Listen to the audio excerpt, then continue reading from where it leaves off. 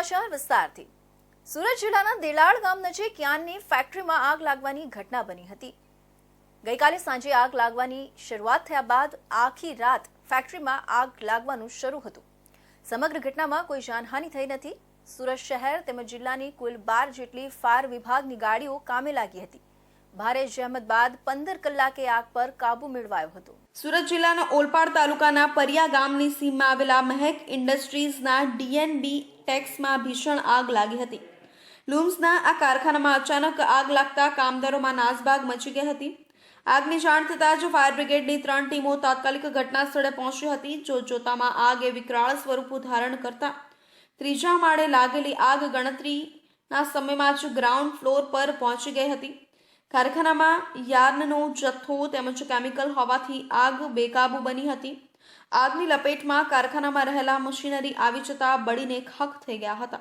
આગ વિકરાળ હોવાથી વધુ ફાયર ટીમોને પણ બોલાવવામાં આવી હતી। ફાયર બ્રિગેડની ટીમો પાણીનો મારો ચલાવીને આગને કાબૂમાં લેવાના પ્રયાસો કરી રહી હતી। જોકે આગ કાબૂમાં ન આવતા વધુ 10 જેટલી ફાયર ટીમ બોલાવી પડી હતી। સદનસીબે કોઈ જાનહાનિ થઈ નથી। આગ જોતામાં વાયુ વેગે વિકરાળ બનતા ફેક્ટરી આગની ચપેટમાં આવતા આગ બેકાબુ બની હતી। જોતામાં ફેક્ટરીના ઉપરના માળે બનાવેલા પતરાના શેડ અને તેમાં રાખેલી મશીનરી અને કાપડનો કાચો તથા તૈયાર થયેલો માલ બળતા યાનને લઈને આગ વધુ પ્રસરતા બાજુમાં આવેલા અન્ય 3 કારખાના પણ ચપેટમાં આવતા આગ વધુ પ્રસરી હતી। આગની લપેટમાં ત્રણેય ફેક્ટરીના ઉપરના માળના શેડ સાથે સામગ્રી બળી ગઈ હતી। પરિયા ગામે લાગેલી આગના ધુમાડા કિલોમીટર દૂર સુધી દેખાતા લોકો ઘટના સ્થળે દોડી આવ્યા હતા। જ્યારે આગ લાગવાની ઘટનાના કલાકો સુધી પણ કાબુ ન લેવાતા મોડી રાત સુધી કામગીરી ચાલી હતી। જ્યારે આગની ઘટનાને પગલે લૂમ્સના કારખાનાઓમાં મોટા પાયે નુકસાની થવાનું કહેવાઈ રહ્યું છે। જોકે ઓલપાડના પરિયા ઇન્ડસ્ટ્રીયલ વિસ્તારમાં આગ 12 થી 13 કલાકની ભારે જહેમત બાદ આગ પર કાબુ આવ્યો હતો અને કુલિંગની કામગીરી કરવામાં આવી રહી હતી। પરિયા ગામે ઓલપાડ ખાતે મહેક ઇન્ડસ્ટ્રીયલ ડીએનબી ટેક્સમાં ફાયર લાગેલી હતી, જે યાનની કંપની છે। તેમાં અમને બપોરે સાંજે 5:30 જેવી ફાયર લાગેલી હતી, જેનો કોલ એસએમસીને, ત્યારબાદ બારડોલીને, સુમિલોન કિમને ને પીઈપીએલ પલસાણાને મળેલ હતો। ને તેમની બધી ફાયરની વ્હીકલ ઘટના સ્થળે પહોંચેલ હતી ને ફાયર ઓલવા માટે કામગીરી કરેલ હતી। કેટલી કલાકો બાદ આગ પર કાબુ આવ્યો છે? 12-13 કલાક જેવો થયો છે આગ પર કાબુ મેળવતા। શોર્ટ સર્કિટના કારણે આગ લાગી હોવાનું પ્રાથમિક અનુમાન છે। અંદાજે 15 કલાક બાદ આગ ઉપર કાબુ મેળવાયો છે। સુરત શહેરની ફાયર વિભાગની ગાડી બારડોલી, સ્કીમ, પલસાણા અને માંડવી તેમજ ખાનગી કંપનીની ગાડીઓની મદદથી આગ ઉપર કાબુ મેળવાયો છે। સમગ્ર ઘટનામાં કોઈ પણ પ્રકારની જાનહાનિ થઈ નથી। આખી ફેક્ટરી બળીને ખાખ થઈ ગઈ છે। સુરત જિલ્લામાં વધુ એક આગની ઘટના સામે આવી હતી। ગત રોજ ઓલપાડ તાલુકાનું જે પરિયા ગામની સીમની અંદર ઇન્ડસ્ટ્રીયલ એરિયા આવેલો છે।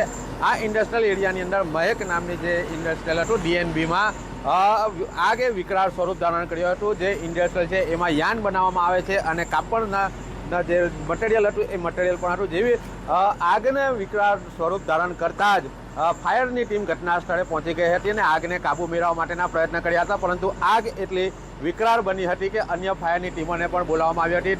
દ્રશ્યમાં જોઈ શકો છો કે લગભગ 10 થી 12 કલાક આગે વિકરાળ ધારણ સ્વરૂપ કર્યું હતું, જેને લઈને 12 જેટલી ટીમો ઘટના સ્થળે પહોંચી હતી।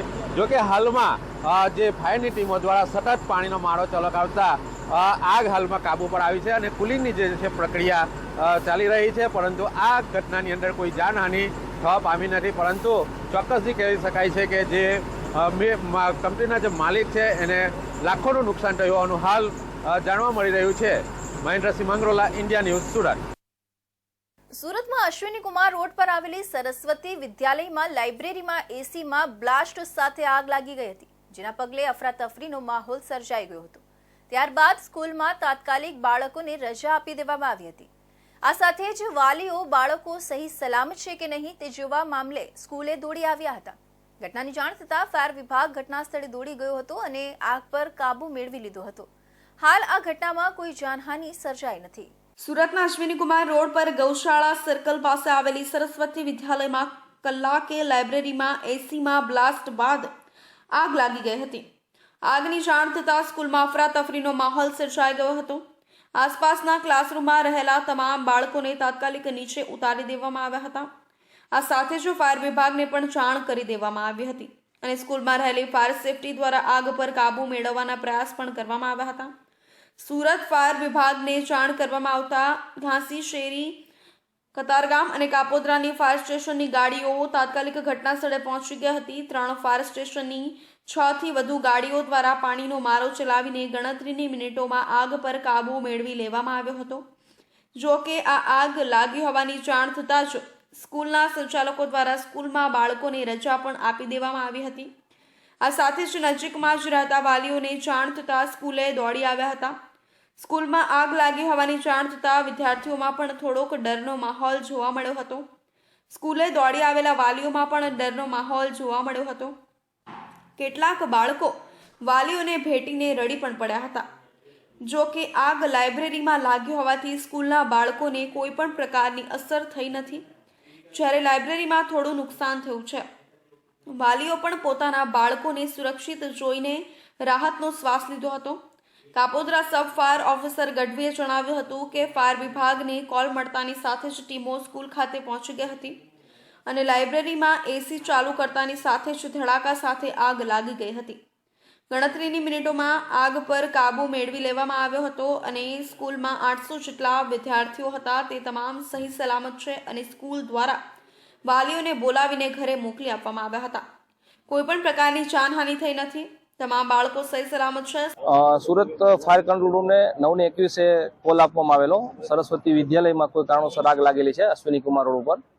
કોલ મળતાની સાથે જ ફાયર વિભાગ દ્વારા 3 સ્ટેશનની ગાડી ઘટના સ્થળ ઉપર મોકલવામાં આવેલી. કતારગામ, ઘાંચી શેરી અને કાપોદ્રા ફાયર સ્ટેશન. ઘટના સ્થળ ઉપર આવીને તપાસ કરતા જાણવા મળેલ કે લાઇબ્રેરી રૂમ છે જેની અંદર એસીમાં કોઈ અગમ્ય કારણોસર આગ લાગેલી. બાકી બધું નોર્મલ છે. છોકરાઓ કે કશી કોઈ પણ જાતની ઇન્જર્ડ છે નહીં અને આજના દિવસની રજા આપેલી છે.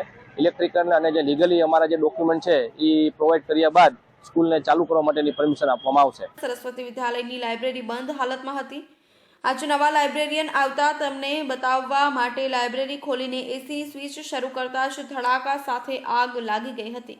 સ્કૂલમાં રહેલા એક્સટિંગ્યુશરથી આગ ઓલવવાનો પ્રયાસ કર્યો હતો. આ સાથે જ ફાયર વિભાગને પણ જાણ કરી હતી. ફાયર વિભાગે સ્કૂલમાં રહેલી ફાયર સેફટીની પણ તપાસ કરી હતી, જેમાં ફાયર સેફટી ચાલુ હોવાનું સામે આવ્યું હતું. જો કે તપાસ ચાલુ હોવાથી સ્કૂલ બંધ રહેશે અને તપાસ પૂર્ણ થયા બાદ વધુ નિર્ણય લેવાશે. વિસ્તારમાં 9 વર્ષના તરુણ સાથે સૃષ્ટિ વિરુદ્ધનું કૃત્ય આચર્યા હોવાની ઘટના બની હતી. પિતાના જ મિત્ર દ્વારા કૃત્ય આચરાયું હતું. ચીજ વસ્તુ અપાવવાની લાલચ આપી ખુલ્લા મેદાનમાં લઈ ગયો હતો. મેદાનમાં લઈ જઈ દુષ્કર્મ કર્યું હતું. બેસ્તાન પોલીસ દ્વારા કાર્યવાહી હાથ ધરાઈ હતી. નરાધમ આરોપી મોઇદુલ શેખની ધરપકડ કરવામાં આવી હતી. સુરત શહેરના બેસ્તાન વિસ્તારમાં એક હચમચાવી મુક્તિ ઘટના સામે આવી છે, જેમાં યુવકે પોતાના જ મિત્રના 9 વર્ષના દીકરા સાથે સૃષ્ટિ વિરુદ્ધનું કૃત્ય આચર્યું. મિત્રના ઘરે જમવા જનાર આ યુવકે બાળકને કપડાં અને ઇયરફોન આપવાની લાલચ આપી મેદાનમાં લઈ જઈ સૃષ્ટિ વિરુદ્ધનું કૃત્ય આચર્યું.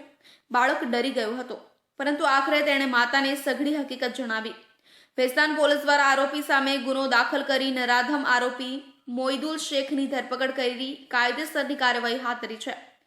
ભીંડી બજાર ઇસ્માઇલનગર ઉનપાટિયા બેસ્તાનમાં રહેતો મોહિદુર જહીદુલ શેખ બેસ્તાન વિસ્તારમાં જ રહેતા એના મિત્ર સાથે કામ કરતો હતો.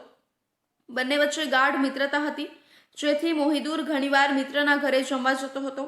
તારીખ 16 ફેબ્રુઆરી 2025ના સાંજના 7 થી 7:30 વાગ્યા દરમિયાન મોહિદુર તેના મિત્રના ઘરે આવ્યો હતો. તે સમયે મિત્રની પત્ની રસોડામાં જમવાનું લેવા ગઈ. આ દરમિયાન મોહિદુરે 9 વર્ષના દીકરાને કપડાં અને ઇયરફોન અપાવવાની લાલચ આપી નજીકના મેદાનમાં લઈ ગયો અને ત્યાં સૃષ્ટિ વિરુદ્ધનું કૃત્ય આચર્યું હતું. ઘટના બાદ માસૂમ બાળક ખૂબ ડરી ગયો હતો, પરંતુ થોડા સમય પછી માતાને સમગ્ર હકીકત જણાવી માતાએ તાત્કાલિક બેસ્તાન પોલીસ મથકે ફરિયાદ નોંધાવી હતી, જેના આધારે પોલીસે આઈપીસીની સંબંધિત કલમો હેઠળ મોહિદુર વિરુદ્ધ ગુનો દાખલ કર્યો હતો અને નરાધમ આરોપી મોઇદુલ શેખની ધરપકડ કરી હતી. બેસ્તાન પોલીસ સ્ટેશનમાં એક પોક્સો એક્ટ હેઠળ એક ગુનો દાખલ થયેલો છે. એમાં જે આરોપીનું નામ છે મોઇદુલ જહીદુલ શેખ અને એ બેસ્તાન ભીંડી બજાર વિસ્તારમાં ઇસ્માઇલનગરમાં રહે છે. એની ઉંમર 22 વર્ષ છે અને એ છૂટક મજૂરીનું કામ કરે છે. છેલ્લા 3 માસથી એ એના પરિવાર સાથે ત્યાં રહે છે. મૂળ એ વેસ્ટ બંગાળનો છે. આ જે આરોપી જે છે એ આ જે વિક્ટીમ જે છે બાળક એના ફાધર જોડે પરિચય થયેલો હતો અને અગાઉ એમની સાથે કામ કરતો હતો.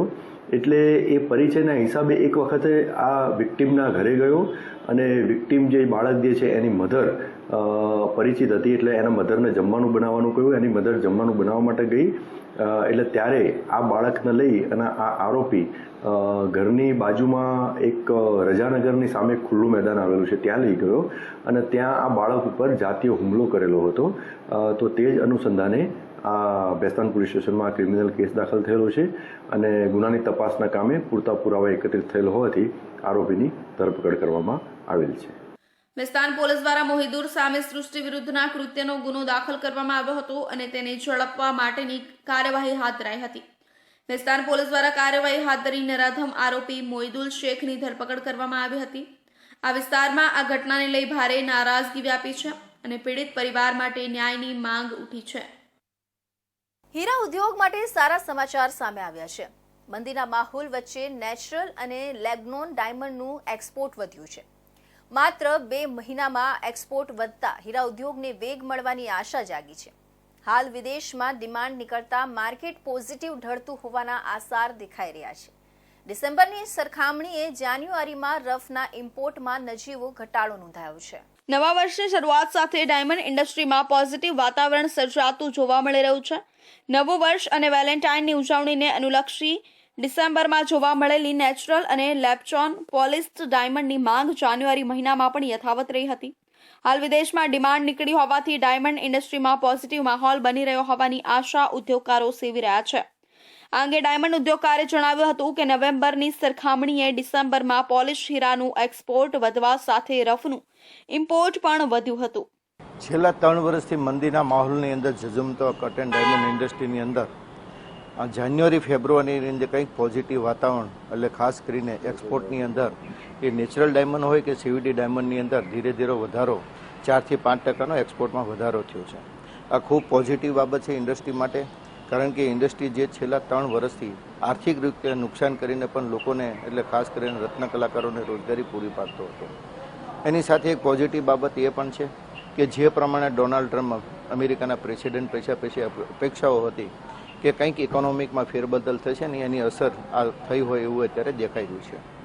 ખાસ કરીને રત્ન કલાકારોને પણ અત્યારે નવા ફેન્સી કટના કારખાનાઓ લોકો ચાલુ કરી રહ્યા છે. મારા ઘણા મિત્રો મારી એ વાતચીત કરતા હોય છે, કારણ કે ફેન્સી કટ એટલે નેચરલ ડાયમંડ હોય કે સીવીડી બંનેની અંદર સારી ડિમાન્ડ છે.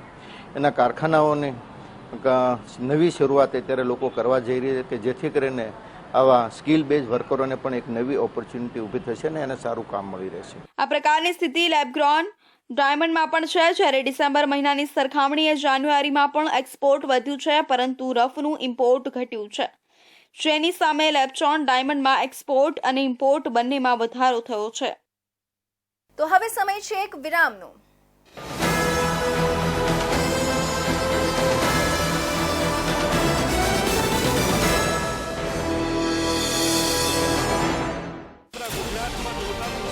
ગુજરાતની જનતાનો અવાજ. તમારી સમસ્યા માટે અમે ઉઠાવીશું અવાજ. સરકારના દરેક નિર્ણયના સમાચાર પહોંચશે જન જન સુધી. સરકાર અને જનતા વચ્ચે બનશે જોડવાની કડી ઇન્ડિયા ન્યૂઝ ગુજરાત. સમસ્યા તમારી, લડત અમારી. ગુજરાતનો અવાજ, દેશની ધડકન. જનતાની સાથે, સમયની સાથે. હંમેશા અગ્રેસર ઇન્ડિયા ન્યૂઝ ગુજરાત.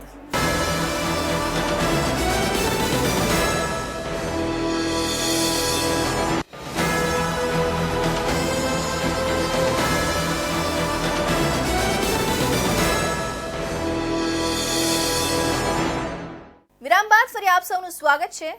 સુરતના કતારગામ વિસ્તારમાં થોડા દિવસો અગાઉ એમ્બ્રોઇડરી મશીનમાં માથું ફસાઈ જતા ફાયરના જવાનોએ મહા મહેનતે કારીગરને બહાર કાઢી સારવાર અર્થે ખસેડ્યો હતો.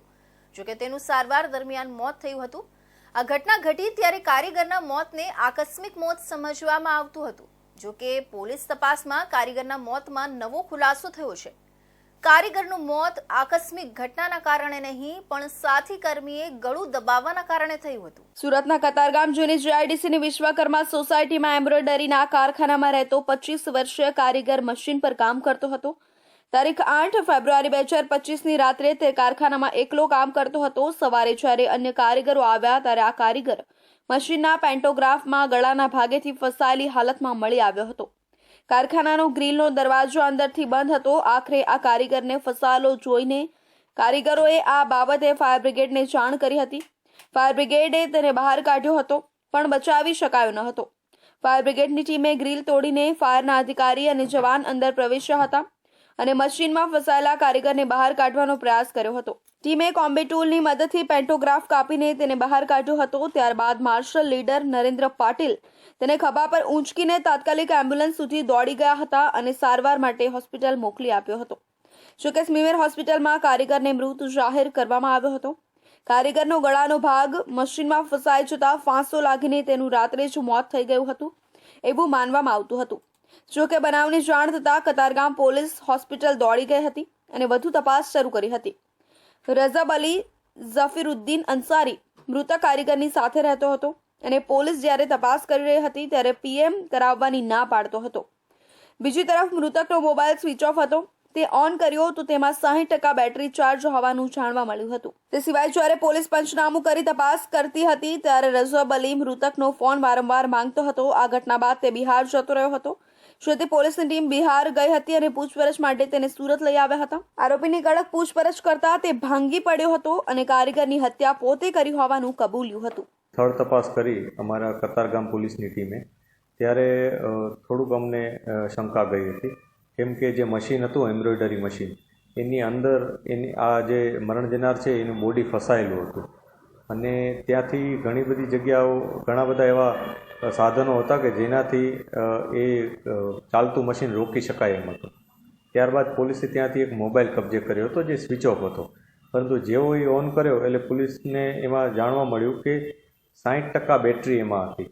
એટલે બેટરીને કારણે એ સ્વિચ ઓફ થઈ ગયો હોવાની ઘટના નહોતી જણાઈ, પરંતુ એને સ્વિચ ઓફ પર્ટિક્યુલર કરવામાં આવ્યો એવું શંકા પોલીસને ગઈ હતી. ત્યારબાદ એની સાથેનો એક વ્યક્તિ જે મરણ જનાર વ્યક્તિ હતો એની સાથેનો એક વ્યક્તિ રજબ અલી જે વારંવાર એના મોબાઈલની માંગણી પોલીસ પાસે કરતો હતો. એટલે પોલીસને એની પોતાની જે વર્તણૂક હતી બોડી લેંગ્વેજ એના ઉપર પણ શંકા ગઈ હતી. આરોપીએ તેની પાસે રહેલા ગમછા વડે પરવેઝ અંસારીનું ગળું દબાવી હત્યા કરી નાખી હતી. ત્યારબાદ કોઈને શંકા ન જાય તે માટે આરોપીએ એમ્બ્રોઇડરી ખાતામાં મૃતકને લઈ જઈ લોખંડની પટ્ટીમાં તેનું ગળું ભેરવી દીધું હતું અને આકસ્મિક મોત થયું હોવાનું રટણ કર્યું હતું. આ મશીન અલગ અલગ જગ્યાએથી રોકી શકાય છે. મૃતક જ્યાં ફસાયેલો હતો તેની નીચે તેમજ હાથની બાજુમાં તેને રોકવા માટે સ્ટીલની પટ્ટી પણ હતી. ત્યાંથી મશીન બંધ થઈ શકતું હતું. હાલ પોલીસે રઝબ અલી ઝફીરુદ્દીન અંસારીની ધરપકડ કરી કાયદેસરની કાર્યવાહી હાથ ધરી છે. સુરતમાં 65 વર્ષીય વૃદ્ધને ડિજિટલ અરેસ્ટ કરવામાં આવ્યા હતા. સુરત સાયબર સેલ દ્વારા તેનો ભેદ ઉકેલી કાઢવામાં આવ્યો હતો. 65 વર્ષના વૃદ્ધને 19 દિવસ ડિજિટલ અરેસ્ટ કરવામાં આવ્યા હતા. સીબીઆઈ આરબીઆઈના લેટર વોરંટ બતાવી તેમની પાસેથી 64 લાખ પડાવી લીધા હતા. આ બાબતે સાયબર સેલને જાણ કરતા આરોપીની કર્ણાટક ખાતેથી ધરપકડ કરવામાં આવી હતી. શહેરમાં સાયબર ગુનાહિત પ્રવૃત્તિઓમાં વધારો થઈ રહ્યો છે અને તાજેતરમાં એક ચોંકાવનારી ઘટના સામે આવી છે. 65 વર્ષીય વૃદ્ધને 19 દિવસ સુધી ડિજિટલ એરેસ્ટમાં રાખી મોટા પ્રમાણમાં રકમ પડાવી લેવાનો કિસ્સો સુરત સાયબર સેલ દ્વારા ઉકેલવામાં આવ્યો છે. કેનરા બેંકના એકાઉન્ટમાં 6.80 કરોડ રૂપિયા જમા થયા હોવાનો ભ્રમ ઊભો કરી આ એકાઉન્ટ નરેશ ગોહિલ નામના વ્યક્તિના હોવાનું અને આ રકમમાંથી 80 લાખ રૂપિયા કમિશન આપવાના હોવાનો પ્રલોભન આપી 65 વર્ષના વૃદ્ધ સાથે મોટો સાયબર ઠગાઈ કિસ્સો બન્યો હતો. આ ઘટનામાં આરોપીઓએ સીસીબી અને આરબીઆઈના લેટર વોરંટ બતાવી વૃદ્ધ પાસેથી 64 લાખ રૂપિયા પડાવી લીધા હતા. બાદમાં જ્યારે વૃદ્ધને શંકા ગઈ અને તેમણે સાયબર સેલમાં ફરિયાદ કરી ત્યારે આખા કૌભાંડનો ભેદ ઉકેલાયો. આ મામલામાં મુખ્ય આરોપી મદનલાલ મંગના રામ બરશિંગા રામની કર્ણાટકમાં અટકાયત કરવામાં આવી છે. સુરત સાયબર સેલ દ્વારા એક 65 વર્ષના વૃદ્ધને ડિજિટલ એરેસ્ટ કરવામાં આવ્યા હતા. એમને એવું કહેવામાં આવ્યું હતું કે તમારું જે કેનરા બેંકમાં એક એકાઉન્ટ ખુલેલું છે અને જેમાં 6.80 કરોડ જેટલી રકમ જમા કરવામાં આવી છે અને એમાંથી તમને 80 લાખ રૂપિયા જેટલું કમિશન આપવામાં આવ્યું છે. જેના લીધે જેટ એરવેઝનું જે ફાઇનાન્શિયલ ફ્રોડ પેલા જે નરેશ ગોયલના છે એ સ્કેમમાંથી આમાં પૈસા આવેલા છે અને એમાં વિક્ટીમના હસબન્ડે સુસાઇડ કરી લીધું છે અને એમાં પણ તમને અરેસ્ટ કરવાના છે. એવું પ્રેશર અલગ અલગ એને CBI, RBI એના લેટર પેડ, વોરંટ વગેરે બતાવી અને એમની પાસેથી 64 લાખ રૂપિયા જેટલી રકમ પડાવી લેવામાં આવી હતી. સુરત સાયબર સેલ દ્વારા આ ગુનાની તપાસ દરમિયાન એમને કર્ણાટક બાંગ્લોરમાં એક ઇસમ મદનલાલ સન ઓફ મગનારામ પરસિંગા બિશ્નોઈ ને મુદ ફલોદી રાજસ્થાનનો રહેવાસી છે, જે કર્ણાટક હાલમાં રહેતો હતો અને કર્ણાટક બેંગ્લોરથી એની ધરપકડ કરવામાં આવી છે. ડીસીપી ભાવેશ રોઝિયા જણાવ્યું હતું કે આ પ્રકારના સાયબર ગુનાઓમાં લોકો પલમાં ભોળાઈ જાય છે. અમે લોકોને અનુરોધ કરીશું કે કોઈ પણ લાલચ કે ભ્રમમાં આવીને કોઈ માહિતી શેર ન કરે અને શંકાસ્પદ કિસ્સાઓમાં તુરંત પોલીસનો સંપર્ક કરે. આ કેસ દ્વારા સ્પષ્ટ થાય છે કે સાયબર ફ્રોડ કરનાર લોકો નવી નવી રીતો અપનાવી છે. સુરક્ષિત રહેવા માટે કોઈ પણ મોટી રકમના લેવડ દેવડ દરમિયાન સાવચેતી રાખવી જરૂરી છે. સુરતમાં વેડ રોડ ખાતે રાત્રિના સમયે જાહેર રોડ ઉપર મહિલાઓ અને પુરુષો વચ્ચે મારામારીનો એક વિડીયો વાયરલ થયો હતો. આ વિડીયોમાં એક મહિલા કોન્સ્ટેબલ એકલા હાથે આ મામલો ઠાળે પાડવાનો પ્રયાસ કરતી નજરે પડી હતી. પોલીસે આ મામલે ફરિયાદ નોંધવાની તજવીજ જાતે કરી છે અને બંને સગા ભાઈઓ સહિત 3ની અટકાયત કરી છે. રૂપિયાની લેતી દેતીમાં બે ભાઈઓના પરિવાર વચ્ચે મારામારી થઈ હતી, જેમાં એક મહિલા રોડ પર જ ઢળી પડી હતી. સોશિયલ મીડિયામાં વેટ રોડ વિસ્તારમાં રાત્રિના સમયે મહિલા પુરુષો સહિત 9 જેટલા લોકો દ્વારા જાહેર રોડ પર મારામારી કરી રહ્યા હતા.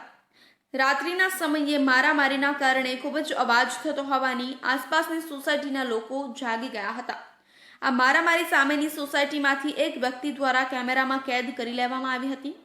આ મારામારી અંગેની જાણ થતાં નજીકમાં જ એક પોઈન્ટ પર હાજર મહિલા કોન્સ્ટેબલ પણ ત્યાં દોડી આવ્યા હતા અને મામલો થાળે પાડવાનો પ્રયાસ શરૂ કર્યો હતો. મહિલા કોન્સ્ટેબલ દ્વારા જ પોલીસને આ મામલે જાણ કરી પોલીસ બોલાવવામાં આવી હતી. આ મારામારી દરમિયાન એક મહિલાનું બીપી લો થઈ જતા રોડ પર ઢળી પડી હતી, જેને પ્રાથમિક સારવાર આપતા સ્વસ્થ થઈ હતી. ત્યારબાદ બંને પરિવારને સિંગણપોર પોલીસ સ્ટેશન લઈ જવામાં આવ્યા હતા. રૂપિયાની લેતી દેતીમાં એક જ પરિવારના બે ભાઈઓ વચ્ચે જ આ મારામારી થઈ હોવાનું સામે આવ્યું હતું. બંને ભાઈઓએ આ મામલે ફરિયાદ નોંધાવવાનું ટાળ્યું હતું. બે ભાઈઓ વચ્ચે થયેલી આ મારામારીનો વિડીયો સોશિયલ મીડિયામાં ખૂબ જ વાયરલ થયો હતો, જેને પગલે સિંગણપોર પોલીસ દ્વારા વધુ કાર્યવાહી હાથ ધરવામાં આવી હતી. શાંતિ ભંગ થતી હોવાથી આ ઘટનામાં પોલીસ જ ફરિયાદી બને તે રીતે ફરિયાદ નોંધવાની તજવીજ કરવામાં આવી છે. આ સાથે જ બંને ભાઈઓ અને તેમના એક મિત્રની અટકાયત પણ કરી લેવામાં આવી છે. હાલ સિંગણપુર પોલીસ દ્વારા વધુ તપાસ કરવામાં આવી છે. વિદ્યાર્થીઓનો લક્ઝુરિયસ 4-વ્હીલ કાર સાથેનો વાયરલ વિડીયો મામલામાં સુરત આરટીઓએ 19 કાર ચાલકના ડ્રાઇવિંગ લાયસન્સ સસ્પેન્ડ કર્યા છે. 19 કાર ચાલકના ડ્રાઇવિંગ લાયસન્સ જપ્ત કરીને 90 દિવસ માટે સસ્પેન્ડ કરવામાં આવ્યા છે. હવે આ કાર ચાલકો આગામી 90 દિવસ સુધી વાહન હંકારી શકશે નહીં. જો વાહન હંકારતા ઝડપાશે તો તેઓની સામે કાયદેસરની કાર્યવાહી કરાશે. સુરત જિલ્લાના ઓલપાડ તાલુકાના કુકણી ગામની ફાઉન્ટન હેડ સ્કૂલ આજકાલ ચર્ચામાં છે. ધોરણ 12ના વિદાય સમારંભ દરમિયાન વિદ્યાર્થીઓએ શાંતિપૂર્ણ વિદાયને બદલે પાવર શો રચવાનો પ્રયાસ કર્યો હતો. 30થી વધુ લક્ઝરી કારો સાથે વિદ્યાર્થીઓએ કોઈ મંજૂરી વિના સ્કૂલ સુધીનો કાફલો કાઢ્યો અને સ્ટાઇલબાજી કરવાને કારણે વિવાદ ઉદ્ભવ્યો હતો, જેમાં કાર ચાલકો સામે આરટીઓ દ્વારા કાર્યવાહી કરવામાં આવી છે, જેમાં 19 કાર ચાલકોના ડ્રાઇવિંગ લાયસન્સ રદ કરવામાં આવ્યા છે. વિદ્યાર્થીઓનો લક્ઝરિયસ 4-વ્હીલ કાર સાથેનો વાયરલ વિડીયો સામે આવ્યો હતો. સુરત આરટીઓએ 19 કાર ચાલકના ડ્રાઇવિંગ લાયસન્સ સસ્પેન્ડ કર્યા છે. 19 કાર ચાલકના ડ્રાઇવિંગ લાયસન્સ જપ્ત કરી 90 દિવસ માટે સસ્પેન્ડ કર્યા છે. હવે આ કાર ચાલકો આગામી 90 દિવસ સુધી વાહન હંકારી શકશે નહીં. જો વાહન હંકારતા ઝડપાશે તો તેઓની સામે કાયદેસરની કાર્યવાહી કરાશે. સુરત ડીઈઓ એ ફાઉન્ટેન હેડ સ્કૂલને નોટિસ પાઠવીને 2 દિવસમાં જવાબ આપવા માટે કહ્યું હતું, જેમાં સ્કૂલ દ્વારા ડીઈઓને મૌખિક ખુલાસો કર્યો છે કે આ ફેરવેલ પાર્ટીમાં કારનો કાફલો સ્કૂલની બહાર થયો હતો, જેની જાણ અમને હતી નહીં. વિડીયો વાયરલ થયા બાદ અમને જાણ થઈ હતી. સુરત શહેરના પાંડેસરા વિસ્તારમાં આવેલા નાગસેનગરમાં શ્રી છત્રપતિ શિવાજી મહારાજ 395માં જન્મ જયંતિ નિમિત્તે ભીમ ગર્જના મિત્ર મંડળ દ્વારા સફાઈ અભિયાનનું કાર્યક્રમ રાખવામાં આવ્યું હતું. મોટી સંખ્યામાં બાળકો સહિત યુવાનો અને કાર્યકર્તા જોડાયા હતા. સુરત શહેરના પાંડેસરા વિસ્તારમાં આવેલા નાગસેન નગરમાં છત્રપતિ શિવાજી મહારાજની 395મી જન્મ જયંતિને યાદગાર બનાવવા માટે ભીમગર્જના મિત્ર મંડળ દ્વારા વિશેષ કાર્યક્રમ યોજાયો. આ અવસરે સ્વચ્છતા માટે એક ઉત્તમ પહેલ તરીકે સફાઈ અભિયાન હાથ ધરવામાં આવ્યું, જેમાં મોટી સંખ્યામાં યુવાનો, બાળકો અને કાર્યકર્તાઓએ ઉત્સાહભેર ભાગ લીધો હતો. સફાઈ અભિયાન દરમિયાન નાગસેન નગરના વિવિધ વિસ્તારોમાં કચરો સાફ કરી જાહેર સ્થળો અને ગલીઓને સ્વચ્છ બનાવવામાં આવ્યા. સ્વચ્છતા જાગૃતિ માટે નાગરિકોને પણ સંદેશો આપવામાં આવ્યો કે તેઓ પોતાના આસપાસના વિસ્તારો સ્વચ્છ રાખે અને કચરાને યોગ્ય રીતે ઠેકાણ લગાવે. ભીમગર્જના મિત્ર મંડળના સભ્યો સાથે બાળકો, યુવા વર્ગ અને સ્થાનિક રહીશો પણ જોડાયા હતા. આ અભિયાન માત્ર સફાઈ સુધી સીમિત ન રહી, પરંતુ લોક જાગૃતિ માટે શિવાજી મહારાજના જીવનની પ્રેરણાદાયી વાતો અને સમાજ સેવામાં તેમના યોગદાન વિશે પણ ચર્ચા કરાઈ. મંડળના પ્રમુખે જણાવ્યું કે છત્રપતિ શિવાજી મહારાજના જીવનમાંથી આપણે શિસ્ત, સંગઠન અને સામાજિક જાગૃતિના સૂત્રોનો શીખવા જોઈએ. સ્વચ્છતા અભિયાન એ સ્વસ્થ અને સુંદર સમાજ માટે એક મહત્વપૂર્ણ પગલું છે. સ્થાનિક નાગરિકોએ પણ આ પહેલને બિરદાવી હતી અને ભવિષ્યમાં આવા પ્રયોગો વધુ કરવા માટેનું પ્રોત્સાહન આપ્યું. આ અભિયાન પછી તમામ સહભાગીઓએ પ્રતિજ્ઞા લીધી કે તેઓ વિસ્તારને સાફ રાખવા માટે સતત પ્રયત્નશીલ રહેશે અને અન્ય લોકોને પણ સ્વચ્છતા પ્રત્યે પ્રેરિત કરશે. બહુજન સમાજના આરાધ્ય દૈવત છત્રપતિ શિવાજી મહારાજ અને રાષ્ટ્રસંત ગાડગે બાપા એઓની સાર્વજનિક જન્મ જયંતિ નિમિત્તે નાગસેન નગરના યુવાનો, વડીલો અને નાના બાળકો સાથે મળીને સોનલ વોર્ડના સંકલન સાથે નાગસેન નગરમાં સફાઈ જાગૃતતા અભિયાનનું આયોજન કરવામાં આવેલું છે. આ અભિયાન દિવસ 5 લગીન ચાલવાનું છે, જેનું સમાપન 23/2/2025ના દિવસે જ એનું સમાપન થવાનું છે. દરરોજ અમે કલાકથી 2 કલાક નાગસેન નગરની આજુબાજુ અને નાગસેન નગરમાં અમે સફાઈ રાખવાના છે. અમારો ખાલી એક જ ઉદ્દેશ્ય છે કે લોકોએ સ્વચ્છતા રાખીને જે હિસાબે આપણું ઘર આપણે સ્વચ્છ રાખીએ તે હિસાબે આપણો નગર, આપણો મોહલ્લો, આપણું આંગણ આ સ્વચ્છ રાખવું જ જોઈએ, જેથી આપણે આવનારા દિવસોમાં જે રોગ પનપતા હોય તેનાથી આપણે દૂર રહીશું, આપણું સ્વાસ્થ્ય હેલ્ધી રાખશું. આ રીતે પાંડેસરાના નાગસેન નગરમાં યોજાયેલા અભિયાન માત્ર એક દિવસની પ્રવૃત્તિ નહોતું, પરંતુ સ્વચ્છ અને સ્વસ્થ સમાજ માટે સકારાત્મક પરિવર્તન લાવવાનો પ્રયાસ હતો. તો આ હતા સુરત બુલેટિનના મહત્વના સમાચાર. નવા સમાચાર સાથે ફરી મળીશું. ત્યાં સુધી જોતા રહેજો ઇન્ડિયા ન્યૂઝ.